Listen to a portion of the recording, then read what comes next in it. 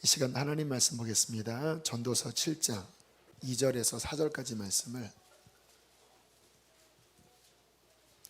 우리 함께 읽겠습니다. 전도서 7장 2절에서 4절입니다. 시작. 초상집에 가는 것이 잔치집에 가는 것보다 나으니 모든 사람의 끝이 이와 같이 됨이라. 산자는 이것을 그의 마음에 둘지어다. 슬픔이 웃음보다 나음은 얼굴에 근심하는 것이 마음에 유익하기 때문이니라. 지혜자의 마음은 초상집에 있으되. 아멘.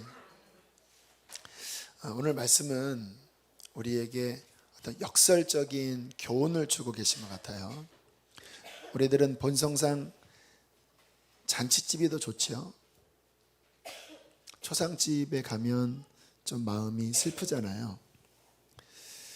그래서 우리들은 초상집에 가는 것보다는 잔치집에 가는 것을 좋아하지만 성경은 초상집에 가는 것이 더 유익하다라고 말씀을 하십니다.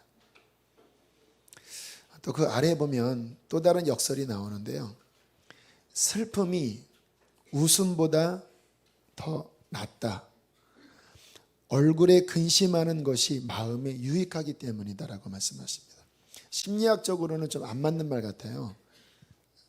심리학에서는 기뻐해라, 또 늘 즐거운 생각을 해라. 물론 성경에서도 기뻐해라라는 말씀이 있어요, 분명히. 그런데 오늘 전도서에는 오히려 역설적으로 웃는 것보다 슬픔이 더 나은 경우가 있다고 그렇게 말씀을 하고 있습니다. 왜 이런 말씀을 하실까요? 오늘 이 말씀의 의미는 무엇일까요? 여러분, 왜 초상집에 가라고 말씀을 하시냐면요, 지혜를 얻기 때문에 가라고 하시는 거예요.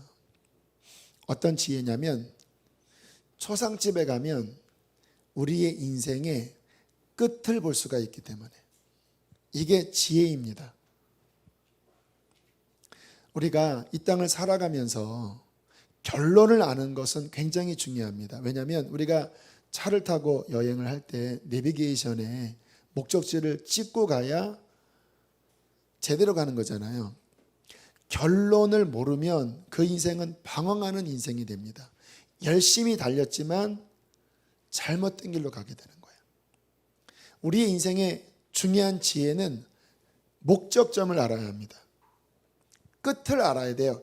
끝에 어떻게 되는가를 알아야 거기에 맞추어서 내가 오늘이라고 하는 이 날을 잘 살 수가 있는 거예요. 또 여기에 왜 슬픔이 웃음보다 낫다고 말씀을 하는 거냐면요, 이 슬픔은 세상 슬픔을 의미하는 게 아니에요. 내가 잘못된 길을 가고 있을 때, 내 인생의 끝에 가서 잘못된 결론에 도달할 것을 느끼면서 근심한다면 그 근심은 잘못된 길을 걸으면서 웃는 것보다 낫다라고 말씀을 하는 거예요.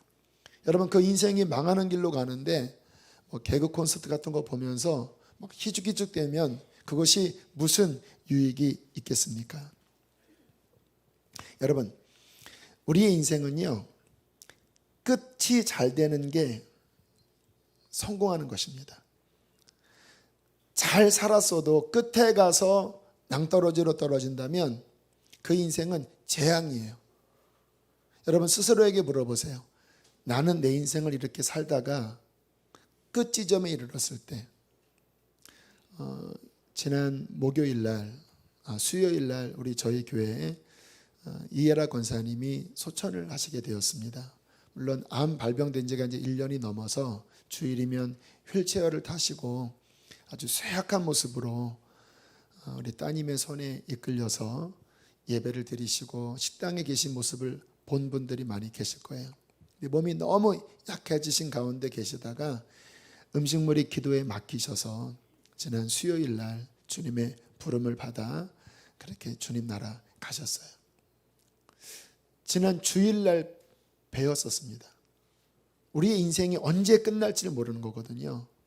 우리의 인생이 그렇게 딱 끝났을 때 과연 나는 주님 앞에서 성공한 인생일지 아니면 주님 앞에 서는 그날이 확신이 없고 잘못된 길을 걷는 후회스러운 인생인지를 우리는 생각을 해 봐야 한다는 것입니다. 어떤 분이 저랑 함께 이제 제자 훈련을 나누다가 그런 이야기를 하시더라고요. 그 주제가 아마 9단원 죽음에 관련된 그런 단원을 하고 있을 때였던 것 같아요. 주님 앞에 설 준비에 대한 나눔을 갖다가 한 분이 그런 얘기를 하시더라고요. 몇 년 전에 자신의 몸에 중병이 왔대요. 그래서 이제 교회 예배당에 누워서 정말 마지막 죽어가는 시간을 맞이했답니다. 다리 끝부터 점점 굳어오면서 이제 죽음이 무릎까지 왔구나. 이제 허리까지 왔구나. 점점 죽음이 이 위로 올라오는 걸 느꼈대요. 굳어가는 걸 느꼈대요. 근데 마지막 죽음 바로 직전에 그 영혼에서 막 터져나오는 떨림이 뭐였냐면 내가 아직 주님 앞에 설 준비가 안 됐구나라는 떨림이었대요. 이 상태로 주님 앞에 서면 나는 어떻게 될 줄 알지 못하겠다. 이분이 목사님이셨어요. 이 느낌이 확 오자 하나님께 간청을 했다고 합니다. 하나님, 제가 아직 준비가 안 됐습니다. 주님 기회를 주신다면 제가 정말 준비하고 싶습니다. 어떻게 사셨기에 그러한 느낌이 들었는지는 모르겠습니다. 목회까지 할 정도면 그래도 세상의 죄인처럼 산 거는 아니지 않겠습니까? 그런데 죽음이 밑에서부터 올라오자 그 영혼이 파르르 떨면서 이 상태로 주님 앞에 서면 안 되겠구나. 지금 주님 앞에 가면 안 되는 거구나. 이게 느껴졌다고 하니 여러분 얼마나 두렵고 떨리는 일이겠습니까? 내 영혼이 아는 것 같아요. 지금은 우리가 관심이 없기 때문에 주님 앞에 서는 그 마지막 때에 대하여 심각하지 않지만 정말 죽음이 바로 내 턱 밑에까지 왔을 때에는 그때 천지에 밝히 드러나는 것은 하나입니다. 내 영혼이 하나님 앞에 설 준비가 되었는가. 제가 아는 한 분도 또 장로님도 그런 이야기를 하시더라고요. 이분이 이렇게 영적으로 회심을 하게 된 계기가 꿈을 꾸셨대요. 꿈에 본인이 죽어서 장례식을 치르는데 사람들이 그 장례식장에 와서 죽어있는 자신을 향하여 하면서 좋지 않은 이야기를 하더래요. 그 사람들의 이야기를 꿈속에서 들으면서 이분이 충격을 받으신 거예요. 내가 잘못 살았구나. 내가 인간관계에서 나의 신앙생활에서 내가 잘못 살았구나. 꿈에 충격을 받고요. 꿈을 깬 다음에 이번에 삶을 완전히 전향해서 정말 온전한 신앙인으로 그렇게 자신을 변화시켰다는 이야기를 들었습니다. 여러분 다 무슨 이야기죠? 오늘 본문의 말씀에 연결되는 거예요. 인생의 끝 지점에 와서 보니까 본인이 걸어왔던 삶이 삐뚤어진 삶이었다는 거예요. 끝 지점에 가서 비로소 내 인생이 어떻는지에 대하여 눈이 열려졌다는 것입니다. 여러분 인생의 끝 지점에 가면 보이는 게 있습니다. 끝에 안 가면 안 보여요. 그런데 끝에 가기 전에 그것을 보는 사람들이 있어요. 그분은 대단한 지혜를 가진 사람이에요. 여러분들이 오늘 이 말씀처럼 지혜를 가지시려면요, 한번 상상을 한번 해보세요.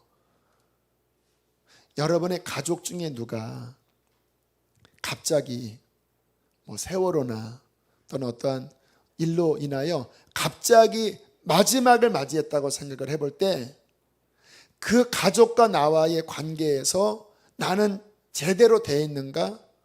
여러분 생각을 한번 해보세요. 많은 분들이 끝에 가서 후회하거든요. 내가 왜 내 자녀에게, 내가 내 배우자에게, 내 부모님에게 내가 왜 그렇게 못했나? 끝에 가서 많이들 후회를 해요. 미리 한번 생각을 해보세요. 갑자기 나의 사랑하는 가족이 사라진다면 지금 내가 이렇게 짜증을 내고 이렇게 대하는 게 과연 맞는 것인가? 끝에 가지 않으면은 우리는 감정에 휘둘리고 환경에 휘둘리고 그 사람의 어떠함에 휘둘려서 제대로 대하지를 못해요. 그러나 끝 지점을 생각하면 행동이 바뀌고 관점이 바뀔 수가 있어요. 여러분, 나 자신이 정말 오늘 내로 이제 내 인생은 끝난다라고 생각을 해보세요.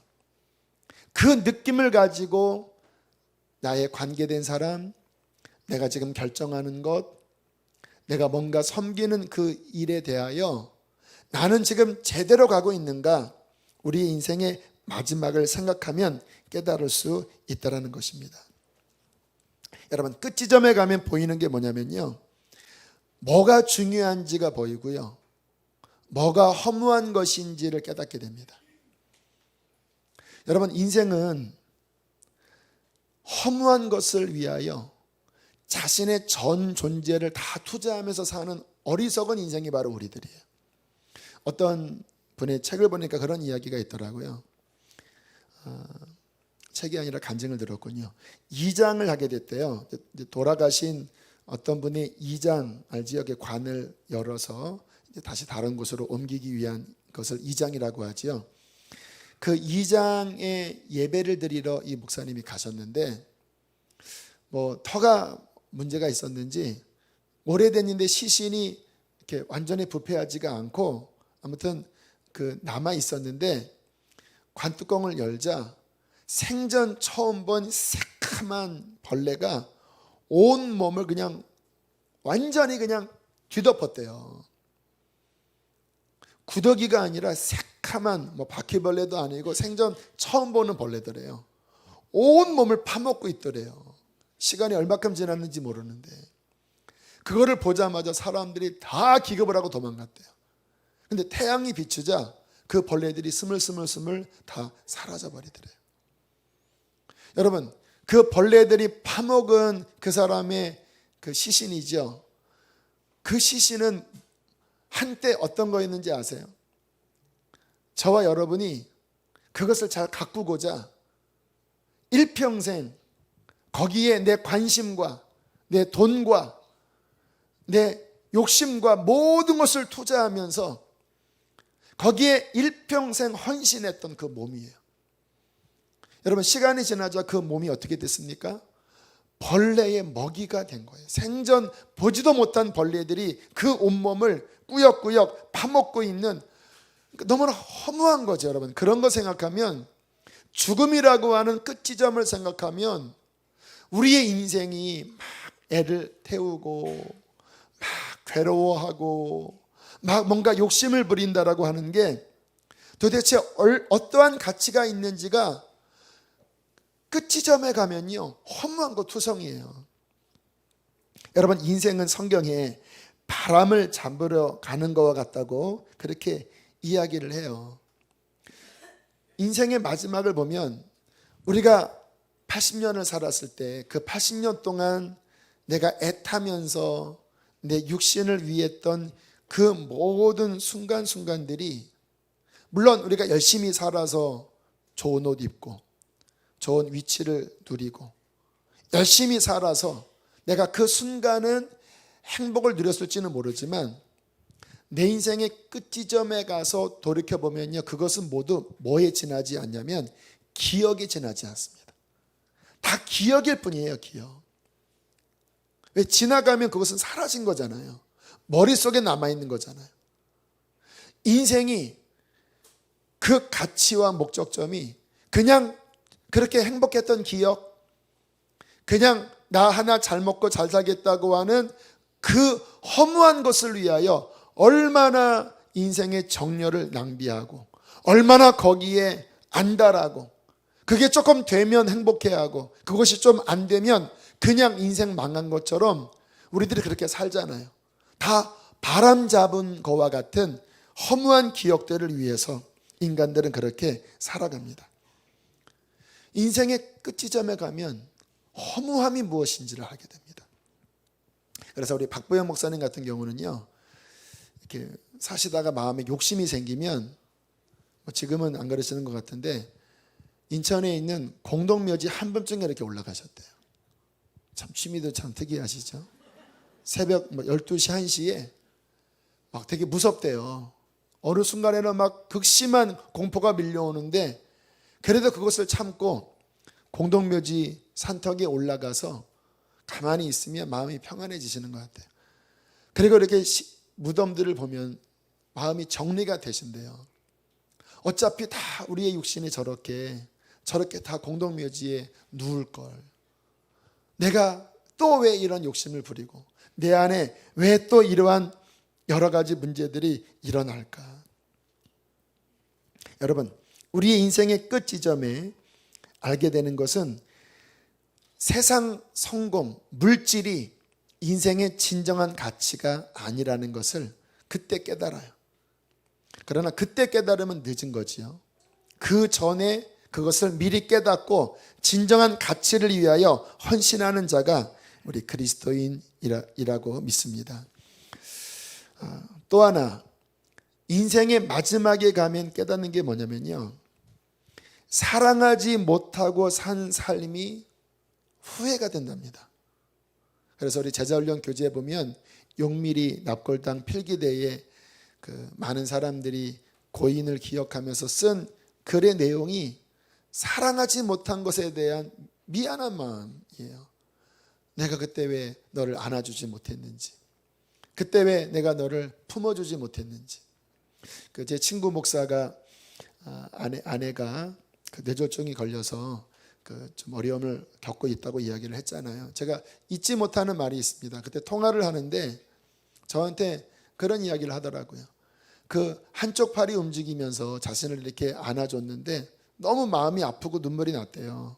그러면서 제 친구가 하는 말이, 이렇게 착한 아내를 내가 왜 더 잘해주지 못했는지, 이렇게 착한 아내를 내가 함부로 대한 것에 대해서 마음에 미안한 마음이 너무 들어서 괴로웠다고 이야기를 하더라고요. 여러분, 성경의 가장 큰 계명이 뭐냐면 사랑하라입니다. 왜 그것이 가장 큰 계명이냐면 인생의 마지막에 가서 그 죽음을 경험하는, 임사체험하는 분들이 있잖아요. 저는 그런 간증을 여러 번 들었는데 그분들의 간증 중에 나오는 공통적인 이야기 가운데 하나가 뭐냐면 자신의 몸에서 영이 빠져나갈 때 한 가지를 빛이 한 가지를 질문을 하더래요. 너 사랑하며 살았냐? 그 빛 앞에서 자신의 전 삶의 그 기준이 뭐냐면 사랑하며 살았느냐. 그 빛 앞에 자신의 삶이 전체가 조명을 받는다고 하더라고요. 성경에서 가장 큰 계명 사랑하라, 이것은 뭐냐면요, 마지막 주님 앞에 가면 우리의 인생 전체는 성공했느냐 소유했느냐 더 올라갔느냐가 가치가 아니고요, 사랑하며 살았느냐, 용서하며 살았느냐, 정말 주님의 마음을 품고 살았느냐, 이것으로 우리의 인생의 참된 가치가 정해지게 된다는 것입니다. 근데 마지막 가면 후회를 많은 사람들이 해요. 제가 존경하는 그 선한목자교회 이상촌 장로님도, 그분은 훌륭하신 장로님입니다. 일평생 그 여주 소망 교도소, 기독교 교도소 있잖아요. 그거를 세우는데 헌신하신 분이고, 그 교도소 선교하는 일에 아주 전설적인 그런 인물인데, 이분은 간암으로 돌아가셨는데 그 돌아가시기 얼마 전에 제가 병문안을 했을 때 우시면서 하시는 말씀이 지금도 잊혀지지 않아요. 제가 죽을 때가 되다 보니까 너무 죄송한 게, 제가 우리 목사님들도 사랑하지 못한 게 너무 미안하다고. 목소리도 안 나오시는데 그게 흐느끼셔요. 그러니까 정말 이분은 하나님의 감동을 받은 분이죠. 보통 마지막 죽을 때 그런 고백을 잘 못하시거든요. 흐느껴 오시면서 더 사랑하지 못한 것이 너무 죄송스럽다고. 훌륭한 장로님인데도 그 인생의 마지막에 빛이 비친 거예요. 무엇이 가치 있는지. 진정한 가치는 더 사랑한 것이 가치인데 그 가치 앞에 본인이 미달된 것이 느껴졌는지 그렇게 마음속에 아쉬워하셨습니다. 여러분, 우리가 이러한 사랑 앞에 우리가 얼마나 미달적인 존재인지, 짧디 짧은 인생을 살면서 사랑하기도 부족한데 우리 얼마나 미워하며 삽니까? 얼마나 화내며 삽니까? 뭐 조금 마음에 들지 않으면 우리 마음 막 못 견디잖아요. 사랑하며 살아도 아쉬운 시간인데 우리의 인생을 알뜰하게 가치 있는 것으로 채워야 하는데 저부터도요, 뭐가 이렇게 마음에 들지 않고 힘들어지면 속에서 막 짜증도 나고, 뭐 좀 내 마음에 들지 않으면 미움도 생기고, 제 마음에 판단하는 마음도 들고, 저도 괴로워요. 왜요? 인생의 마지막에 가면 결국은 아무것도 아닌 거 가지고 승질낸 거 아니겠습니까? 인생의 마지막의 기준으로 보면 아무것도 아닌 것 같고, 마음 이렇게 꽁하니 이렇게 묻고 풀지 못하고, 그렇게 그 순간 인생을 허비한 거잖아요. 인생의 끝을 생각하지 않으면요, 미운 사람은 미운 거고 풀지 못하는 건 풀지 못하는 거예요. 저 사람 마음이 안 드는 사람은 마음의 왼수예요. 그러나 끝 지점에 가면요, 그렇게 품었던 나의 감정, 나의 옹졸함들이 그 끝 지점에 가서 얼마나 잘못된 삶을 살았는지를 그때 가서 알게 된다는 것입니다. 여러분, 차라리 이 땅에서는요, 손해보며 사는 게 더 낫습니다. 차라리 내가 당하고 내가 용서하며 사는 것이 끝에 가서는 하나님 앞에 더 인정받는 것이 될 것입니다.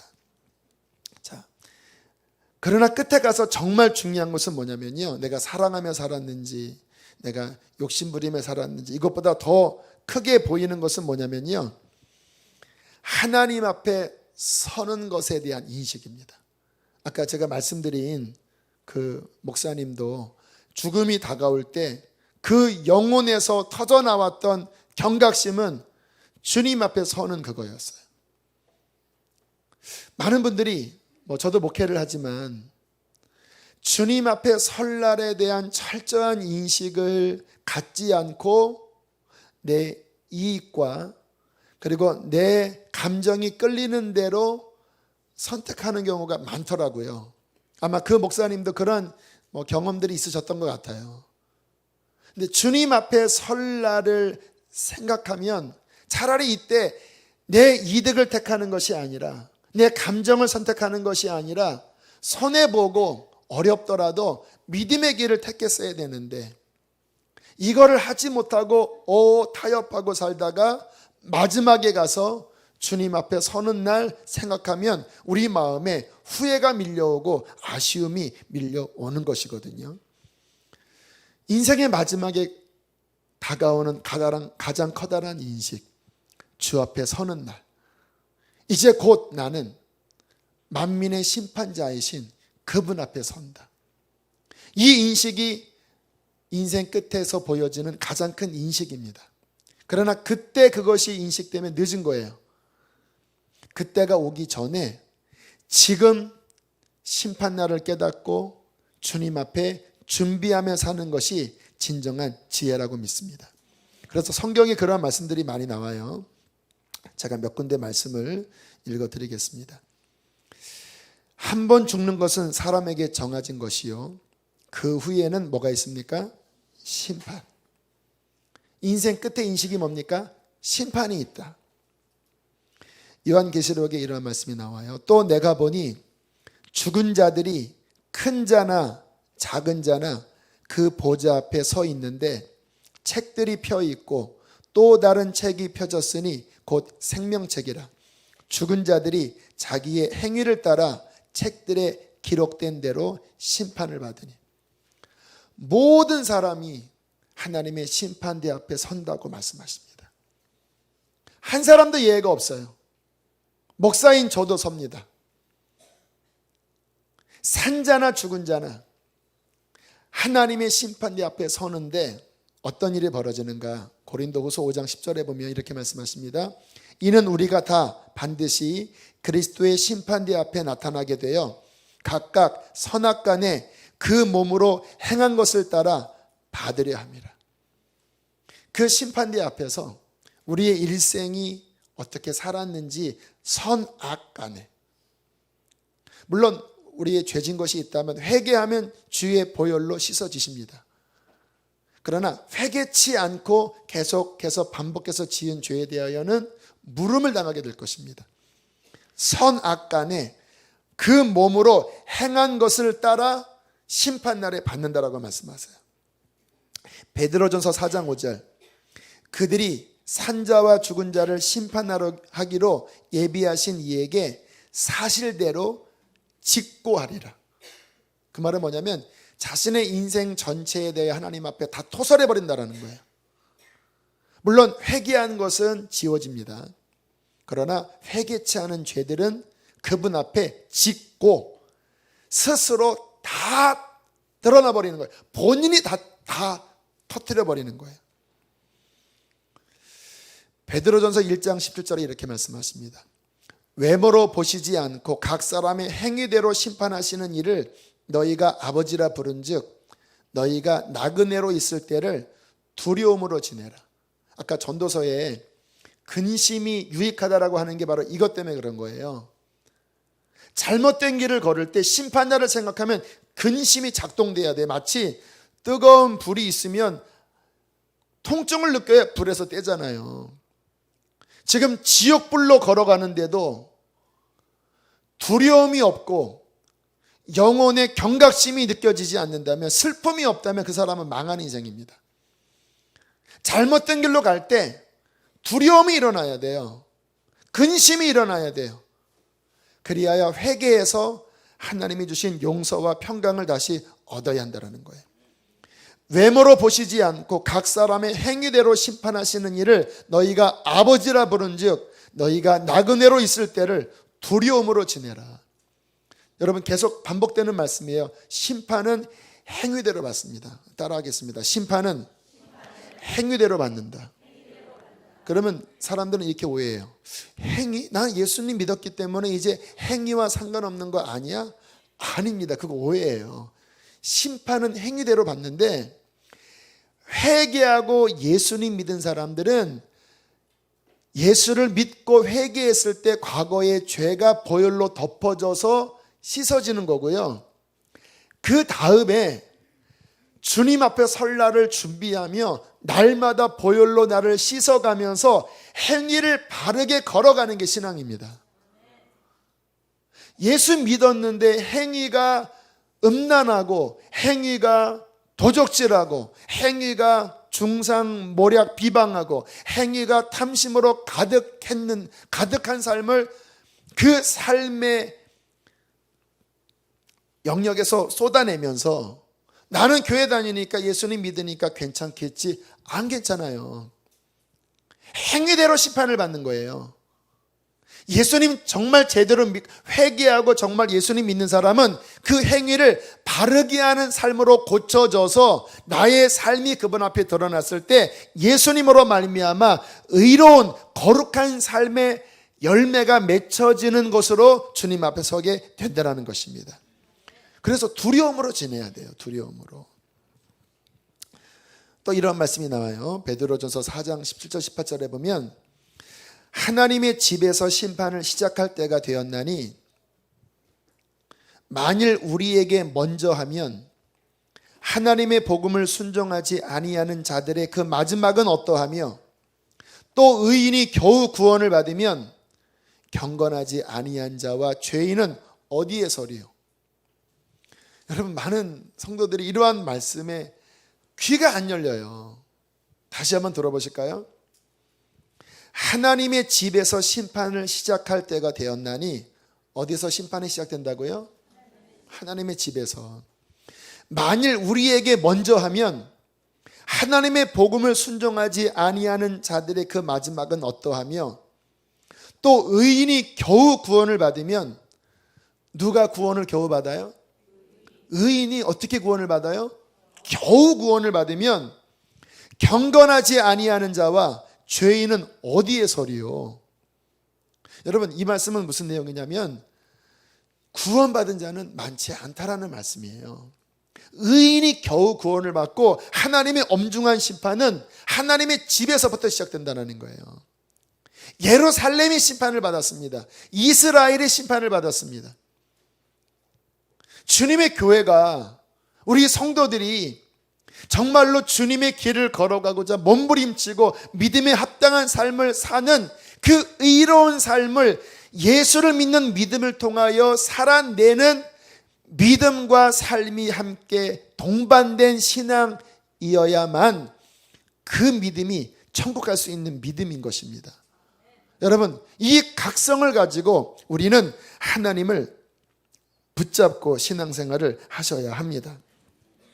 여러분, 우리가 이런 말씀을 들으면 우리 안에 참 염려도 되고, 그러면 도대체 신앙생활이란 뭔지 우리 안에 굉장한 어려운 마음도 들 수도 있으세요. 그러나 우리가 성경적인 기준으로 우리의 믿음을 규정하셔야 합니다. 여러분, 성경의 믿음은 뭐냐면요, 말세에 믿는 자가 많지 않다고 말씀하세요. 인자가 세상에 올 때에 믿는 자를 보겠느냐, 그러니까 우리가 알고 있는 그 대충주의의 그러한 믿음은 성경에서 말씀하는 믿음이 아니에요.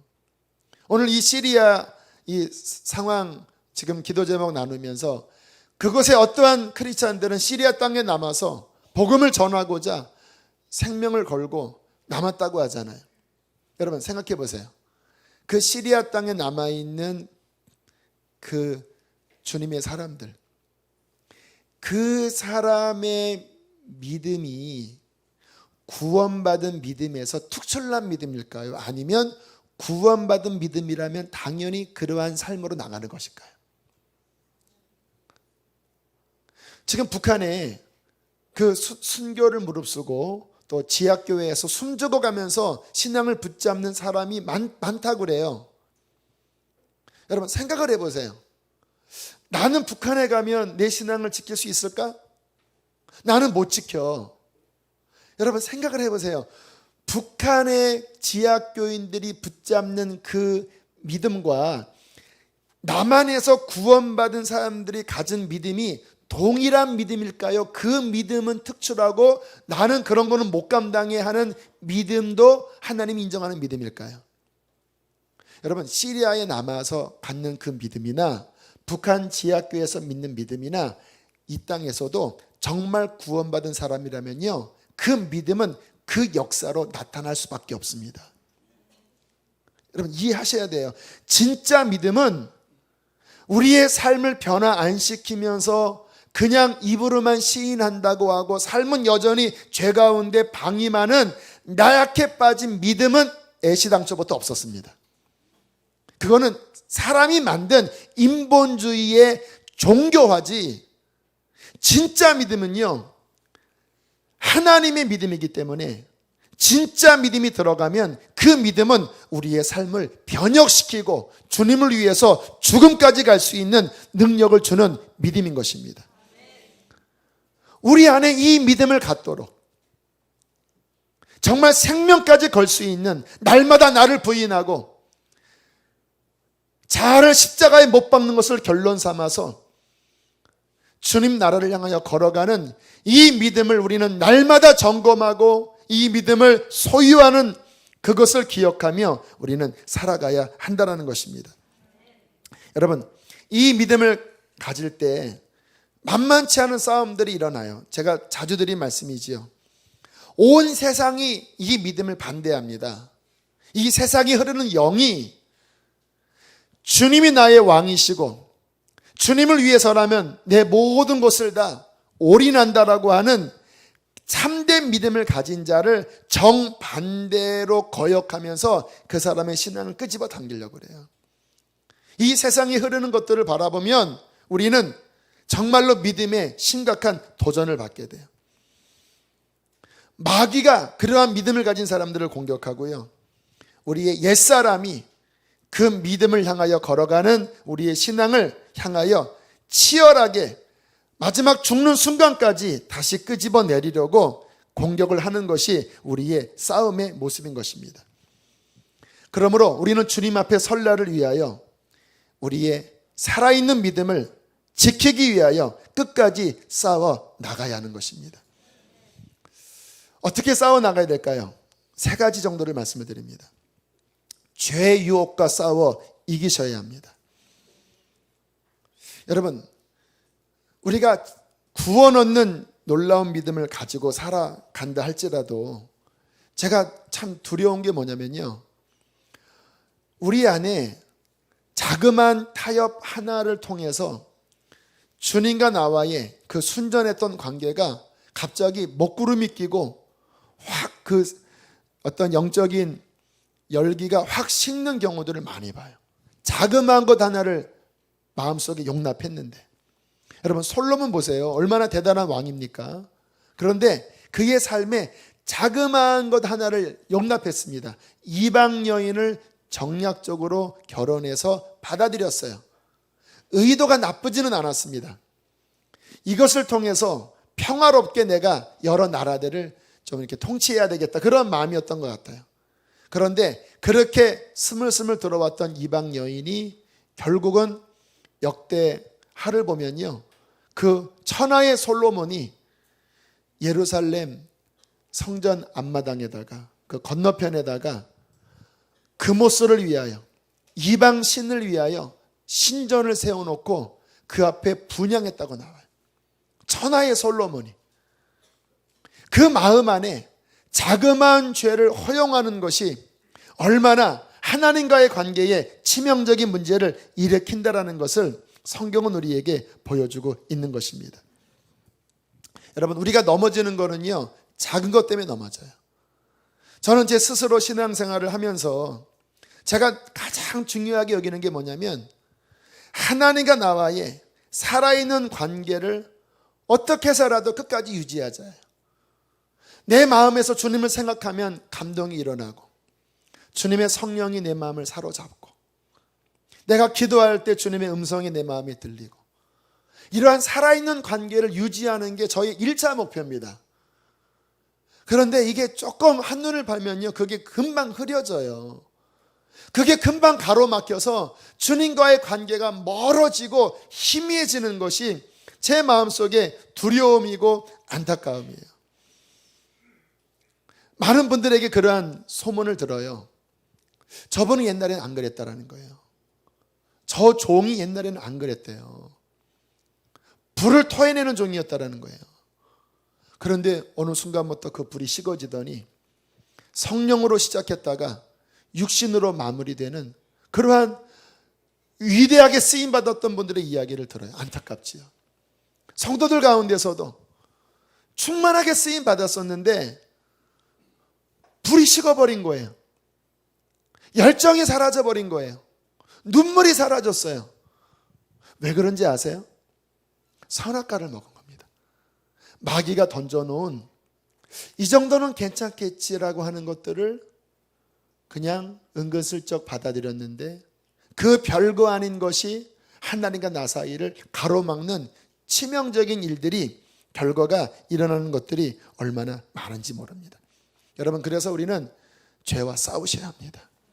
하나님과 나 사이를 가로막는 뭔가가 있다면 정말 소스라치게 놀라면서 말씀의 검으로 다 잘라내셔야 돼요. 왜요? 그래야 우리는 마지막 끝날에 주님 앞에 설 그날 우리는 깨어있는 신앙으로, 살아있는 신앙으로 주님을 맞이할 수 있기 때문인 것입니다. 두 번째는요, 흰 옷을 입도록 우리는 날마다 점검하셔야 합니다. 주님 앞에 서게 되면 가장 중요한 게 우리가 입고 있는 옷이에요. 이건 영적인 비유입니다. 여러분, 성경에는 각 사람이 하나님 앞에 영적으로 다 옷을 입고 있다고 말씀하십니다. 그 옷은 뭐냐면 그 사람이 일생 살아온 그 사람의 행실이에요. 본인은 날마다 예수의 피로 세마포를 빨고 정결함을 입었다면 그 옷은 희게 될 것입니다. 그러나 육신의 정욕을 따라 세상 가운데 뒹굴면서 산다면 옷이 더러워져 있을 거예요. 그 우리 복음 인카운터 때 보여주는 그 박 목사님 영상에 그 내용 나오잖아요. 어느 날 기도하면서 주님이 보여주신 그림이 수많은 사람들이 지옥을 향해 걸어가는데 그 가운데 시커먼 옷을 입은 사람은 넌크리스찬들이고 회색 옷을 입은 사람이 있다라는 거예요. 회색 옷을 입은 사람이 고개를 푹 숙이고 걸어가는데 주님이 저들은 교회 다니는 크리스찬이라고. 그런데 옷이 예복이 준비가 안 된 거예요. 더러운 옷을 입고 가는데 그들의 끝은 멸망이라고 주님께서 경고를 하시더래요. 그래서 제자훈련 우리가 그 복음 인카운터 하면서 그렇게 뭐 그림도 그리면서 이렇게 고백을 하는데, 많은 남성들은 그림을 그릴 때 본인이 그 회색 옷을 입은 그 그림을 이렇게 그리더라고요. 그래서 이 상태로는 내가 주 앞에 못 서는데 그 옷을 빨자고 복음 인카운터 때 그렇게 이야기를 하는데, 옷이 더럽혀져 있는 모습, 또는 어떤 사람은 옷이 벌거벗어져 있습니다. 왜요? 이제 죄 가운데 뒹굴면서 그 남은 옷조차도 벌거벗는 모습. 여러분, 주님 앞에 설 때에 옷이 누리끼끼하고 그 삶이 회개치 않은 더러움으로 가득하고 벌거벗은 모습으로 그렇게 선다면 그것은 마지막 그 끝 지점에서 재앙일 것입니다. 날마다 세마포를 빠셔야 합니다. 여러분, 이 금요 성령 집회 때 왜 이러한 말씀을 제가 주기적으로 전하면서 왜 다시 일깨우려고 하냐면요, 다시 정신을 우리가 차려야 돼요. 나도 모르는 사이에 세상에 살면 그게 기준이 돼버려요. 왜? 다른 사람들 다 그렇게 사는데 뭐 나만 뭐 특별하냐? 아니, 안 됩니다. 이러한 말씀 앞에 다시 기준을 똑바로 순결한 진리 위에 우리의 기준을 잡아서 날마다 우리의 세마포를 빨아야 할 것입니다. 마지막 주 앞에 설면 중요한 것이 뭐냐면, 여러분, 순종이 중요합니다. 여러분, 주님 앞에 서는 그날 주님께서 우리의 인생에 인정하시는 게 뭐냐면요, 주님의 말씀에 얼마나 순종했는지에 대한 순종이 그분 앞에 설 때에 우리의 인생의 기초가 될 것입니다.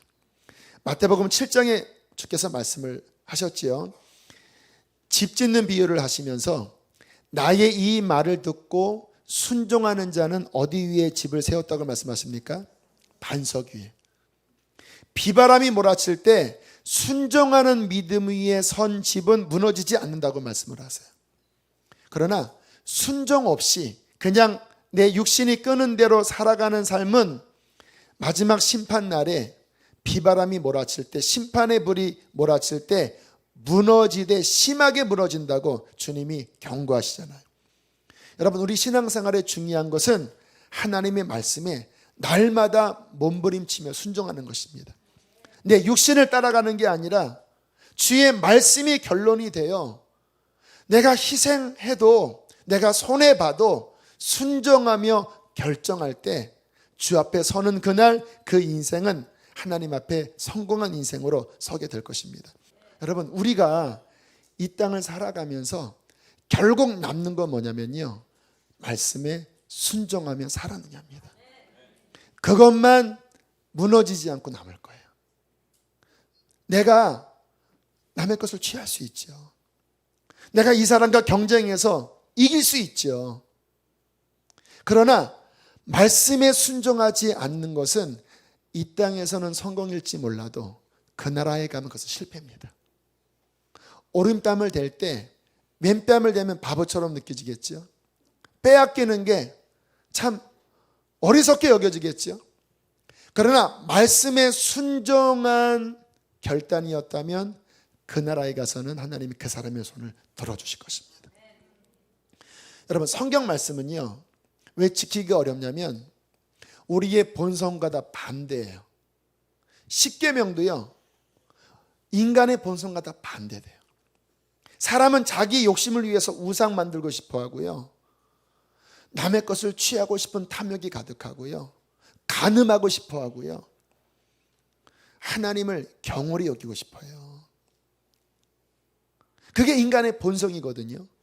예수님의 말씀도요, 우리의 본성과 반대돼요. 오른뺨을 떼면 왼뺨을 대고, 오리를 가자면 십리를 가고, 겉옷을 달라 하면 속옷을 내어주고, 욕하는 자를 오히려 축복하고, 이게 우리의 본성과 전혀 안 맞아요. 그냥 성경을 읽으면 참 대단하다 싶지, 누군가 여러분 지나가다가 욕해 보세요. 밤에 잠이 안 와요. 지나가는 사람이 욕해도. 욕 한 말 들으면요, 10말 해주고 싶은 게 인간의 본성이에요. 그러니까 말씀 지키기가 어려운 겁니다. 근데 주님 앞에 가면 누가 인정받느냐?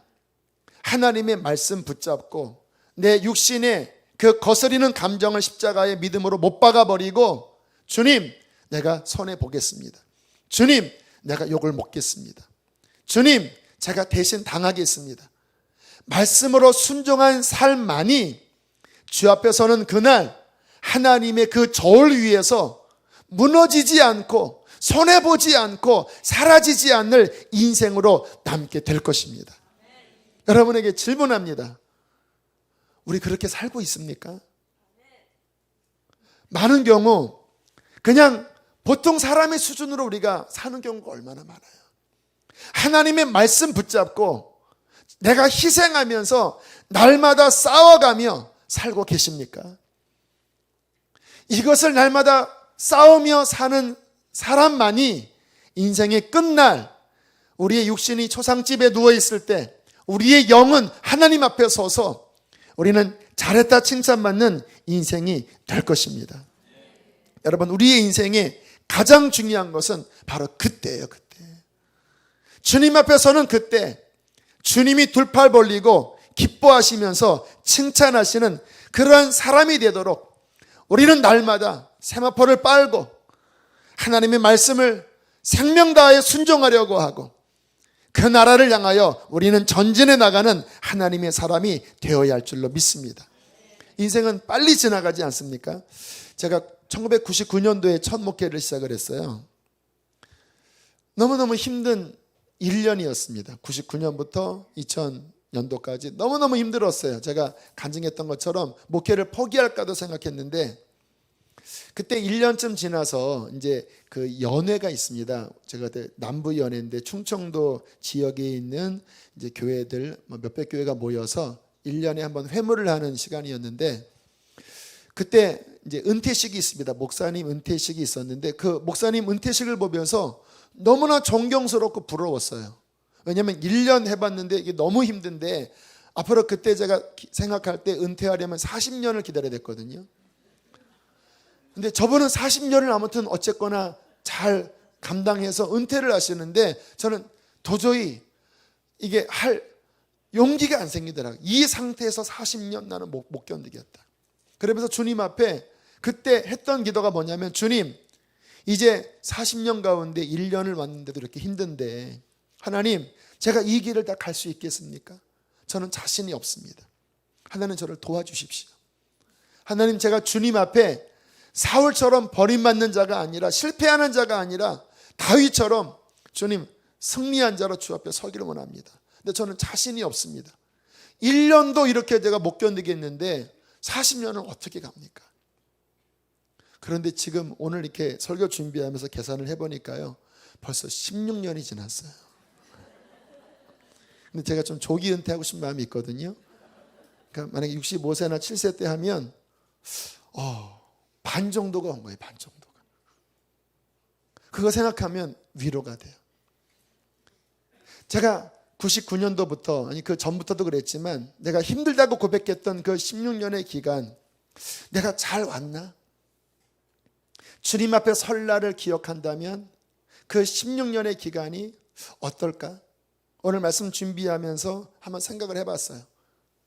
100% 잘했다고는 볼 수 없지만 그래도 바른 방향을 잡고 여기까지 비틀거렸지만 다시 좌표를 잡고 여기까지 걸어왔습니다. 그래서 감사해요. 제가 구원의 길을 깨달을 때 이 좁은 길에 대하여 주님 앞에서 깨닫게 하신 것에 대해서 감사합니다. 그렇게 100% 살지는 못하지만 이런 걸 외치면서 순간순간 가슴을 치면서 주님 앞에 설 날을 준비하며 사는 삶을 그래도 조금이나마 걷고 있는 것이 감사합니다. 저는 금요일이 제일 이제 좀 무거운 날이거든요. 거의 새벽부터 오늘은 5시간 정도 엎드려 기도하면서 저녁 한 7시 넘어가면요, 기도할 힘도 없어요. 교역자들 모여서 기도하면 제가 처음 시작할 때 한 몇 분간 제가 이렇게 가만히 있어요. 말을 못 하겠어요. 힘이 들어서. 하지만 다시 주님 앞에 기어서라도 주님 힘 주십시오 하면서 오늘 이 한 날을 내 생애를 주님 앞에 설 그것을 위하여 오늘 하루 알뜰하게 선 것에 대해서 저는 주님 앞에 감사합니다. 갈 길이 아직 멀었겠지만 아직도 지금 온 것처럼 가야 되겠지만 저는 포기하지 않고 넘어지면 다시 일어나서 주님 앞에 설 그날을 향하여 저는 달려가기를 원합니다. 16년은 이렇게 살처럼 지났듯이 앞으로도 그렇게 살처럼 지날 거예요. 여러분의 인생도 지금 지나온 것처럼 순식간에 지나가게 될 것입니다. 그때 하나님 앞에 설 텐데 어떻게 서시겠습니까? 지금 생각하세요. 초상집에 가는 게 유익하다고 말씀하시고 슬픔이 웃음보다 유익하다고 말씀하신 오늘 본문의 말씀을 여러분 적용하셔야 합니다. 지금 잘못 살고 있다면 근심하셔야 돼요. 주님의 저울대 앞에 설 때 무너질 것들이 많다니까요. 육신만을 위해 살고 순종도 하지 않고 그냥 세상이 흘러가는 대로 살아간다면 그날은 재앙이 될 것입니다. 우리의 인생이 무너지게 될 거예요. 저는 저와 여러분의 인생이 심판날에 무너지지 않게 되기를 바랍니다. 주님을 위해서 헌신하십시오. 성결하게 씻음을 받으십시오. 예수의 피에 젖어진 사람이 되세요. 손해보더라도 말씀 순종하십시오. 힘들더라도 우리 사랑하며 삽시다. 미움을 풀고 삽시다. 용납하며 삽시다. 손을 내미며 삽시다. 그게 바보 같은 인생일지 몰라도 주님 앞에 서면 순종한 인생, 사랑한 인생이 그분 앞에 인정받게 될 것입니다.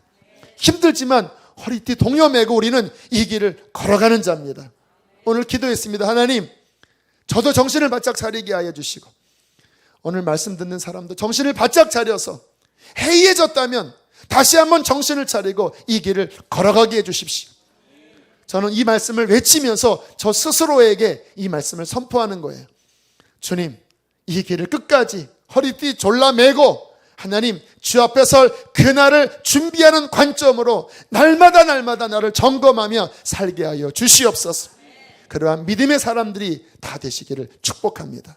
함께 우리 시간 찬양하고 기도하시겠습니다. 우리 찬송가 예수 십자가에 흘린 피로써 앞에 자막 나오니까 보시면서 우리 찬양하시겠습니다.